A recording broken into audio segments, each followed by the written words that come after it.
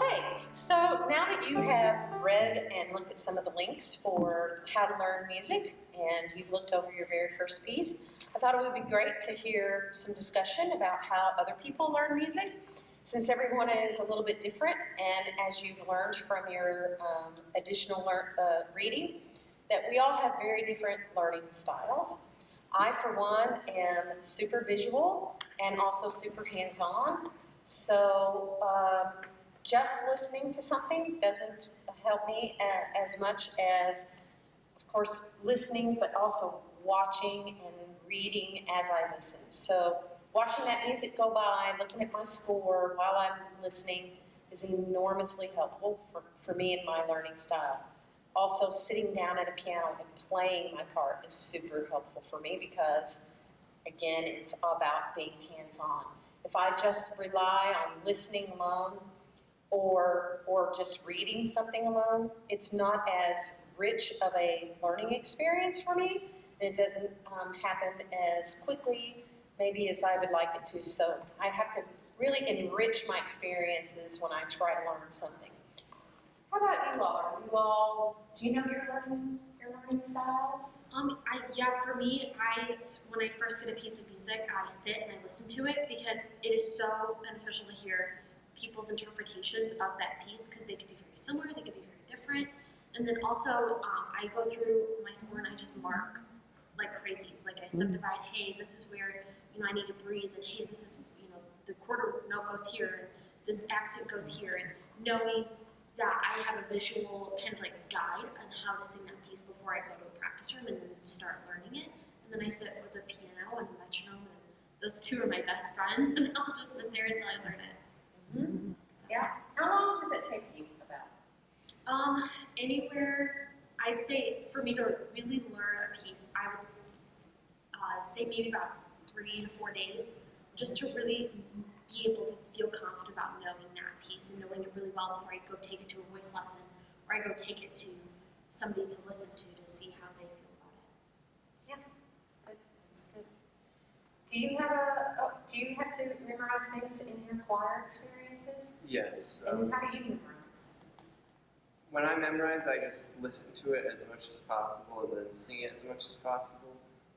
I'm not very good at reading music at this point, so reading it most of the time doesn't exactly help me. So when I listen to it, I read the music to help me try learning how to read music. Yeah, that's really good advice.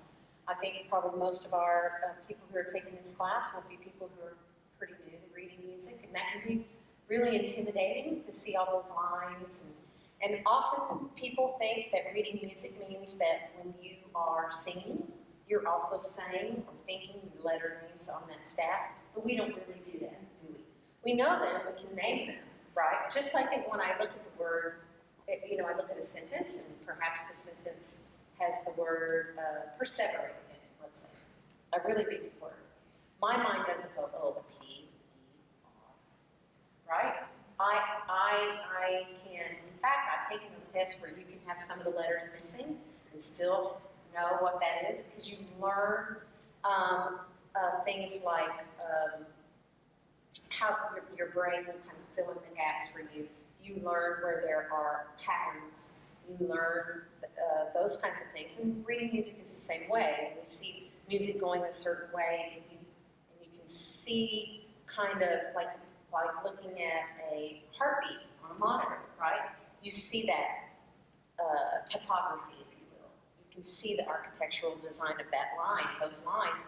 When you learn or you do it, oh, that's a scale, and those are just steps. You're not thinking, oh, that's F, G, A, B flat, C, right? We can name them, just like I can name the letters of the alphabet. But mentally, I'm not naming those letters as I read, right? So people get intimidated because they think they need to read those letters as they sing. Oh, this is an A, so I'm going to sing, ah. Well, that's somebody who has perfect pitch. No one on this stage has perfect pitch. I have really good relative pitch because I've done this for so long. And when you've done something for a long time, you get better at it, right? So I also know how pitch feels in my throat. So unless I'm having a bad day, right, I can guess pretty much guess what pitch something is based on the sensation that I have. But I'm not, I am reading that music, yes, but mostly because I've learned the language and the terminology, and I've learned how to look for patterns and those kinds of things. And in that way, that comes with a lot of experience, right? Ways that you tell your students, perhaps? Yeah, there are a couple of different things that I suggest. One is to separate the notes from the words and to write out the words much like a poem, and memorize the words totally separate from the notes. And then put them together. Sometimes that works a lot better. I'm a super visual person, and I had a teacher suggest this once, and I actually did it, and it actually helped. If you think about the story of whatever you're singing, whether it's a song, she had me draw like little stick figures or little pictures to give me visual cues. As to what's happening. Yeah, sometimes that helps. But I'm kind of an anomaly. I use a lot of different things depending on the piece. I use note cards. I use note cards, and I find I always keep 3x5 cards, and I give them to my students a lot. And when they come into the studio, I'll be like, "Here, this is your gift. I'm giving you 15 note cards. Go write your music down." And I use sort of a shorthand in that if it repeats, like if a phrase repeats, I put a repeat sign. If it's going to repeat 2 times, I put a repeat sign, and I put 2 times. I've done entire operas in this one, where I have collections in my office. Here's the Traviata collection. Here's the Rigoletto collection. Here's the Magic Flute collection. Right, they're already done. I did them years ago, and I go back and look at them.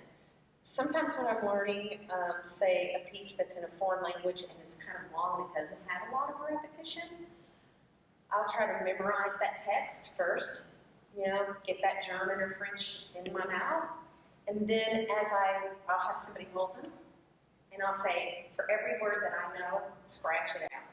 So until I keep working on it until that card is completely blank. It's like redaction. The government's gone through and redacted. Right? Like, redaction.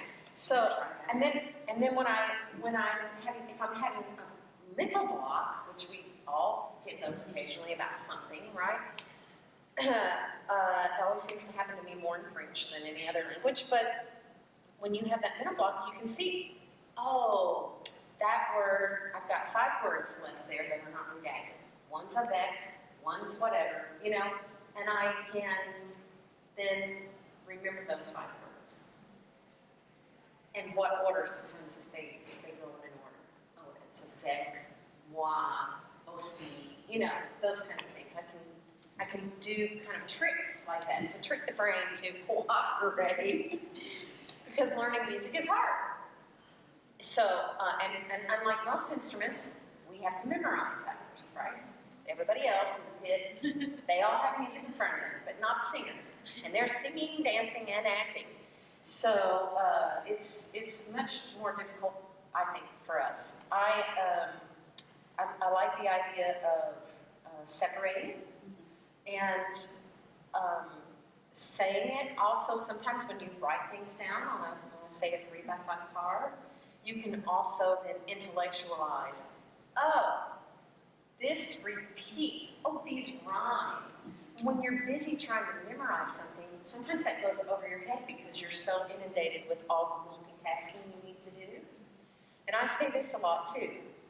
When you have a page of music and you've got to know rhythm, words, pitches, rests, which is part of the rhythm, but still, and you have all of those things, where to breathe, what word's important in the sentence, right?